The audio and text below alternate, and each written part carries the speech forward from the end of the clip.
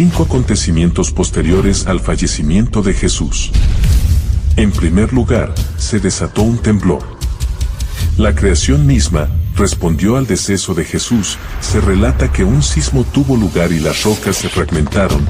La naturaleza misma se estremeció ante la partida del Hijo de Dios. Mateo indica en primer término que la tierra experimentó sacudidas y las rocas se resquebrajaron. Este lenguaje sugiere que esto fue una respuesta terrenal significativa a los sucesos divinos en el Calvario. En segundo lugar, se abrieron las sepulturas. Luego Mateo relata un incidente que no figura en ninguno de los otros evangelios. Las tumbas se abrieron y varios cuerpos de santos, personas que formaban parte del pueblo de Dios y habían caído en un sueño de muerte, resucitaron y emergieron de las tumbas. Tras su resurrección, entraron en la ciudad santa de Jerusalén y se manifestaron a muchas personas. Mateo 27, 52 al 53. Los sismos pueden ocasionar daños en las tumbas, ya que solían ser talladas en piedra. La resurrección de los cuerpos solo puede atribuirse a la intervención directa de Dios, lo que sugiere que Él está detrás del movimiento sísmico dadas las particularidades geológicas de Palestina, ubicada sobre una gran falla sísmica. Un temblor no sería un evento insólito. No obstante, cuando se combina con la fractura de las rocas de las tumbas, esto constituye otro testimonio significativo de la trascendencia de la crucifixión de Jesús. Pronto otro terremoto dará fe de un acontecimiento divino adicional y relevante: la resurrección de Jesús. El relato singular de Mateo acerca de estos sucesos enfatiza el triunfo sobre la muerte logrado por el sacrificio de Jesús en la cruz. Aquellos que resucitaron son descritos de manera literal, como aquellos que habían caído en un sueño, una expresión común en el Nuevo Testamento para referirse a una persona que ha fallecido, pero cuyo destino eterno está asegurado. Al igual que en el testimonio inicial, la resurrección sobrenatural de los cuerpos de estos santos y su aparición en Jerusalén son un testimonio de la eficacia de la obra de Jesús en la cruz y después de su resurrección. La designación personas santas probablemente hace referencia a figuras piadosas del Antiguo Testamento, destacados héroes y mártires de la historia de Israel, escogidos para llevar un testimonio milagroso de estos acontecimientos. Su manifestación ante las personas en Jerusalén da testimonio de la victoria sobre la muerte en su resurrección y en la de ellos. Esto adelanta la enseñanza de Pablo sobre Jesús como el primero en resucitar de entre los muertos, Corintios 1, 15, 20 al 23. Pero ahora Cristo ha resucitado de entre los fallecidos y se ha convertido en el precursor, es decir, el primero en resucitar con un cuerpo incorruptible e inmortal, prefigurando la resurrección de aquellos que han descansado en la muerte, pues así como el pecado entró a la humanidad por un hombre, Adán, la salvación entra en la humanidad por el sacrificio de Jesús y todos parecen también en Cristo, todos serán reedificados. Sin embargo, cada uno en su debido orden, Cristo el precursor, luego aquellos que pertenecen a Cristo serán resucitados con cuerpos incorruptibles e inmortales. Cuando Él regrese, la resurrección de estos individuos representa un adelanto de la resurrección que todos los seguidores pueden anticipar a través del fallecimiento de Jesús. Ha surgido un nuevo día, un día en el cual la muerte ha sido superada por la muerte misma. Se ha vuelto viable la resurrección hacia la vida eterna. No obstante, es importante notar que solo después de la resurrección de Jesús se produjo la resurrección de aquellos enterrados en estas tumbas, y estos resucitados ingresaron a Jerusalén, donde se manifestaron a numerosas personas dando testimonio de la verdad sobre la resurrección. La Biblia no aclara si estos santos que resucitaron volvieron a fallecer o ascendieron al cielo con el Señor Jesús. El fallecimiento del Hijo de Dios acudió incluso a la naturaleza misma. El elocuente predicador Charles Perkins señaló: los corazones de los hombres no respondieron a los agonizantes gritos del Redentor moribundo, pero las rocas sí lo hicieron. Las rocas se abrieron, aunque no murió por las rocas. Estas demostraron mayor sensibilidad que los corazones de los seres humanos, por quienes derramó su sangre y se sacrificó en la cruz del Calvario. Es conveniente interpretar que Mateo pretendía que reconociéramos que el temblor ocurrió el mismo día de la crucifixión de Jesús, luego en el día en que se manifestó como el poder renovado de una vida resucitada. Fue tan intenso que permitió el retorno de algunas buenas personas que habían fallecido.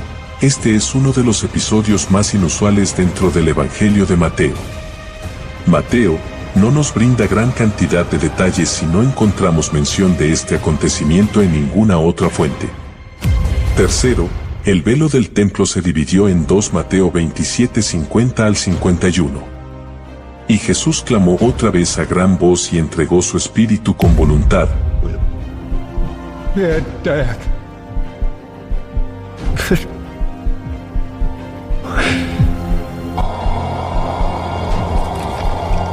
Liberando soberanamente su espíritu de su cuerpo en conformidad con el plan de su Padre, y en ese instante el velo del lugar más sagrado del templo se rasgó de arriba abajo, la tierra tembló y las rocas se partieron, la cortina que ocultaba el templo se rasgó en dos secciones. Dicha cortina era el único elemento en el templo que distinguía la zona sacra de la porción más sagrada del recinto, constituyó una representación elocuente de la separación entre Dios y la humanidad. El libro de los Hechos 6:7 señala que en los primeros tiempos de la Iglesia muchos sacerdotes abrazaron la fe. Posiblemente, esta cortina rasgada les transmitió la grandeza de la obra de Jesús. Es igualmente factible que este evento con la cortina rasgada se convirtiera en un conocimiento compartido. Hebreos 9:1 al 9 nos informa que en el templo un velo separaba el santo de los santos, es decir, el lugar de la presencia divina en la tierra del resto del templo donde los hombres habitaban. Hebreos 9:1 al 3 detalla: ahora bien, aún el primer pacto tenía disposiciones para el culto divino y un santuario terrenal. Se había construido un tabernáculo, el primero en el que se encontraban el candelabro, la mesa y los panes consagrados. A esta parte se le denominaba el lugar santo. Detrás del segundo velo estaba el tabernáculo que se llama el Santo de los Santos. En la actualidad, Cristo se presenta como nuestro sumo sacerdote supremo, y como creyentes en su obra consumada participamos en su excelso sacerdocio. Ahora mediante él, podemos ingresar al Santo de los Santos. Hebreos 10:19 al 20 declara: así que hermanos, teniendo confianza para entrar en el lugar santísimo por la sangre de Jesucristo, por el camino nuevo y vivo que Él nos abrió a través del velo, es decir, de su carne. Al contemplar esta escena, vemos una imagen simbólica de la carne de Jesús, siendo separada por nosotros, de manera similar a como el desgarro del velo por nosotros. El libro de Hebreos ofrece una explicación profundamente reveladora sobre el significado que conlleva el rasgado del velo. El velo que siempre pendía en el templo simbolizaba la constante recordación de que el pecado hacía a los seres humanos indignos de estar en la presencia de Dios. El hecho de que la ofrenda por el pecado se realizara solo una vez al año, además de los numerosos sacrificios diarios, constituía una ilustración poderosa de la realidad de que los sacrificios de animales no podían expiar ni erradicar verdaderamente el pecado. Gracias a lo que Jesucristo llevó a cabo en la cruz, los límites que solían separar a Dios de la humanidad han sido eliminados, y ahora podemos acercarnos a Dios con confianza y valentía. Hebreos 4:14 al 16 señala: por tanto, teniendo un gran sumo sacerdote que traspasó los cielos, Jesús, el Hijo de Dios, retengamos nuestra profesión, porque no tenemos un sumo sacerdote que no pueda compadecerse de nuestras debilidades, sino uno que fue tentado en todo según nuestra semejanza pero sin pecado. Acerquémonos, pues confiadamente al trono de la gracia para alcanzar misericordia y hallar gracia para el oportuno socorro. Una bendición oportuna, llegando justo en el momento adecuado. El cuerpo de Jesús fue dividido, al igual que el velo, ambos indicando que ahora podemos aproximarnos a Dios con audacia. Contamos con un sumo sacerdote que preside en los tribunales celestiales para asegurarse de que el creyente tenga un acceso sin restricciones. En el instante en que Cristo falleció, la densa cortina que separaba las dos principales áreas del templo se rasgó de arriba a abajo por una mano invisible. La muerte del Hijo de Dios también fue acompañada por fuertes temblores en la naturaleza, como si existiera una conexión emocional entre la creación inanimada y su creador. Antes de continuar con este video, si te has sentido inspirado por las palabras que hemos compartido hasta ahora durante todos los videos, te pido que nos bendiga con un poderoso like y te suscribas al canal, así no te perderás ninguno de los futuros videos. Dicho esto, continuamos.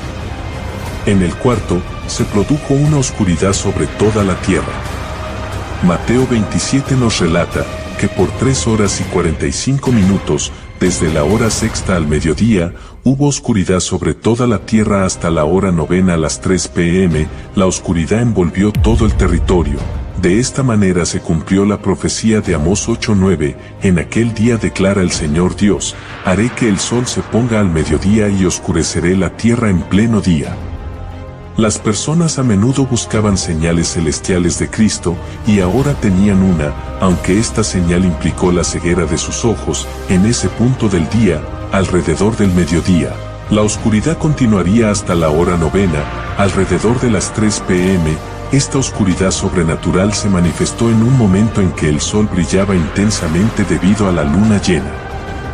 No pudo haber sido causada por un eclipse, ya que no puede interponerse entre la Tierra y el Sol durante la fase de luna llena. La pronta intervención divina no solo resultó en esa oscuridad, sino que debemos recordar que el conocimiento astronómico en ese tiempo era muy limitado.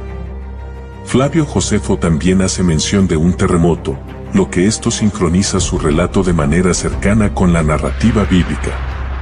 La creación no podía sufrir daños después de ser creada por su propio creador, así que el sol, testigo de las acciones de los malvados, retiró sus rayos. La oscuridad que se desencadenó en este momento crucial podría conllevar varios significados. En la antigüedad, la oscuridad estaba vinculada con el duelo, también se asociaba con la muerte de líderes destacados. Tanto los lectores gentiles como los judíos podían interpretar esta oscuridad como una señal cósmica que acompañaba la muerte de un rey. Además, la oscuridad constituía un signo del juicio divino. En el quinto evento, el soldado encargado de supervisar la ejecución se percató de la inocencia de Jesús. Ahora bien, el centurión y los que con él custodiaban a Jesús observaron el terremoto y los sucesos que ocurrían, llenos de temor y asombro, declararon, verdaderamente este era el Hijo de Dios. Mateo 27, 53 al 54. La responsabilidad del centurión consistía en asegurar una crucifixión sin contratiempos ni complicaciones. Por lo general estaba a cargo de un centenar de soldados durante la crucifixión. Era un soldado experimentado cuya valentía e inteligencia lo habían impulsado en la jerarquía militar. Se trataba de un soldado de alta categoría. Sin duda, para tener éxito en su posición debía ser tanto imperturbable como eficiente. Este hombre estaba sujeto a las órdenes de sus superiores. La escena en la crucifixión de Jesús resultó tan excepcional que incluso un centurión romano de corazón endurecido reconoció que Jesús era el Hijo de Dios. Tal conclusión implicaba que Jesús era inocente del cargo. De hecho, Jesús estaba en la cruz por esa misma razón. Este centurión debió experimentar un torbellino emocional. Acababa de percatarse de que había supervisado la crucifixión de un hombre inocente. Estas no fueron palabras pronunciadas por un novato asustado, ni expresiones temblorosas de un recluta fácilmente influenciable. Más bien, estas palabras provenían de un veterano experimentado, alguien que había sido testigo de innumerables agonías en finales atroces. Y esas palabras surgieron a raíz de los sucesos relacionados con el arresto, el juicio y la crucifixión de Jesús, fusionados en un testimonio sumamente convincente. En primer lugar, la respuesta de Jesús ante la injusticia que había sufrido a manos de sus propios compatriotas durante su arresto y juicio. Este centurión no era ajeno a las numerosas crucifixiones que había presenciado. ¿Podría haber sido la reacción de Jesús ante el tormento infligido por este centurión y sus hombres? Es apropiado considerar la dignidad con la que Jesús se enfrentó a la turba enardecida que exigía la liberación de Barrabás en su lugar, y después de haber sido azotado, Jesús fue entregado a los soldados para ser crucificado. Su preocupación no era su propia liberación, sino su perdón, el acto de clemencia de Jesús hacia quienes lo rechazaron y hacia los soldados que lo crucificaron, incluyendo a este centurión, se resume en sus palabras: Padre, perdónalos. Lucas 23:34. Padre, perdónalos, porque no saben lo que hacen. Mientras estos soldados jugaban a los dados con las pertenencias de Jesús, su preocupación principal era su perdón, no su propia liberación. ¡Qué declaración tan impactante! Mateo 27:35 al 36 relata: después de crucificarlo se repartieron sus vestidos echando suertes y sentados allí lo custodiaban. Si esto no fuera suficiente para convencerlo, hubo algo más que llamó su atención. Observó la reacción de la creación de manera clara y el amor demostrado allí, el cual conmovió el corazón de un soldado veterano cuyo corazón estaba acostumbrado a las rigores de la batalla.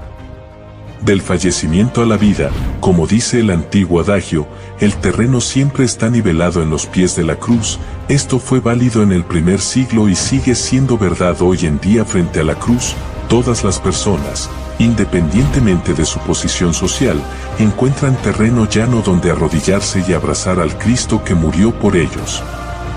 Verdaderamente, este es el Hijo de Dios, hemos escuchado y creído. Sin embargo, el viaje no debería culminar aquí. Deberíamos sentir una pasión por profundizar en el conocimiento. Este tiene una manera de arraigarse en el corazón de una persona. La cruz de Jesús tiene el poder de transformar al individuo. El centurión comenzó como un oficial romano supervisando una crucifixión, pero culminó el día reconociendo que Jesús era el Hijo de Dios. Ya se ha dado el primer paso en la salvación. Cristo murió por ti. Ahora es tu turno. Jesús entregó su vida para que pudiéramos recuperar la nuestra. Murió como uno de nosotros para que pudiéramos vivir como Él. No solo agradó a su Padre, sino que nos ganó como recompensa, como sustituto de la humanidad pecadora. Jesús soportó el alejamiento de la comunión con su Padre a pesar de lo doloroso que fue. Esto cumplió el amoroso y benévolo plan de redención de Dios.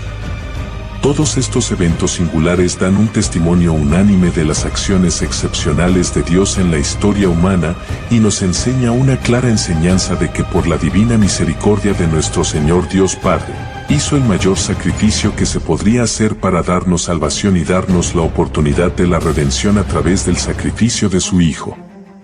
Si este video fue de tu agrado, no olvides darle like y si aún no eres parte de esta comunidad, te invito a que te suscribas y actives la campanita para que recibas más videos asombrosos de la verdad que no hace libre. Te recuerdo que publicamos videos todos los miércoles por la tarde. Deja tu comentario de lo que piensas sobre este pasaje. Que Dios los bendiga mucho. Hasta el siguiente video.